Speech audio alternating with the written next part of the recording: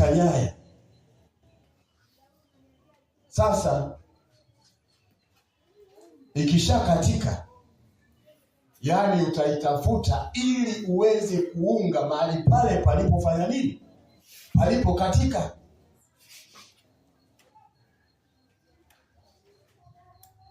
Usipopata, manake huwezi kuwasiliana na mtu yeyote.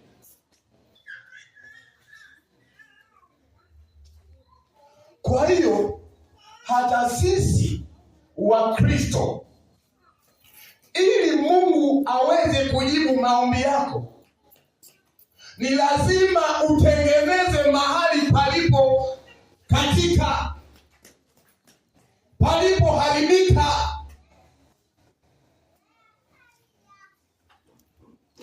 Kama kuacha dhambi, acha uovu, ili Mungu muweze kuwa na mahusiano na yeye. Jina la Bwana libarikiwe. Jina la Bwana libarikiwe. Kwa hiyo inatupasa wa Kristo, sisi tuliookoka, tunapaswa kuachana na matendo maovu ili tuweze kuwasiliana na nani? Na Mungu. Jina la Bwana libarikiwe. Jina la Bwana libarikiwe.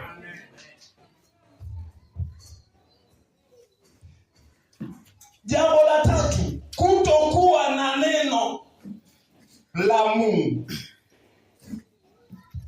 Kutokuwa na neno la Mungu. Biblia inasema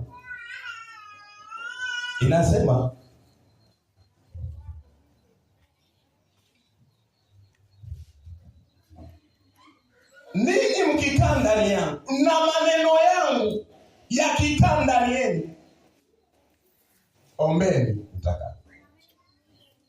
Sasa mtu asipokaa ndani ya Kristo, alafu asipokuwa na neno la Mungu, hawezi kusikilizwa na Mungu. Maombi hawezi kujibiwa. Jina la Bwana libarikiwe. Biblia inasema katika kitabu kile cha Zaburi 119 mstari ule wa 11, Biblia inasema, moyoni mwangu nimeliweka neno lako, nisije nikakutenda. Wapendwa, neno la Mungu likiwa ndani yako, hakuna mambo yatakayotoka kwenye kinywa chako yasiyompendeza Mungu. Matusi hayawezi kutoka kwenye kinywa chako. Mawazo mabaya hayawezi kutoka kwenye kinywa chako. Mungu atusaidie. Mungu atusaidie. Neno la Mungu likae ndani yetu. Neno la Mungu. Sasa neno la Mungu litakaje?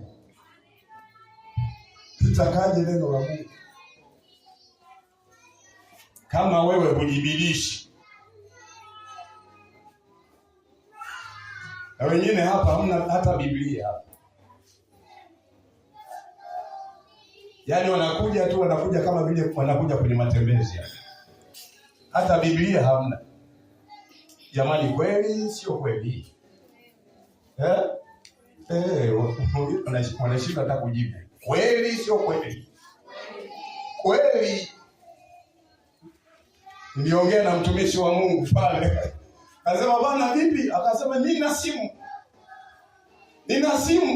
Nikasema, hapana. Nunua Biblia.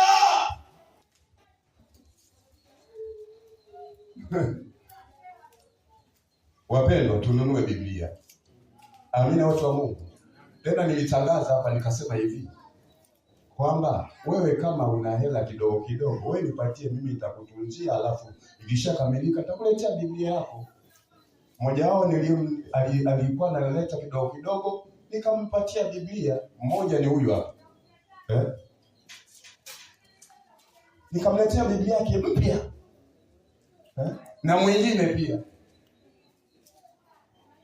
Kwa hiyo wapendwa, hebu tumtafute Mungu kwa neno la Mungu.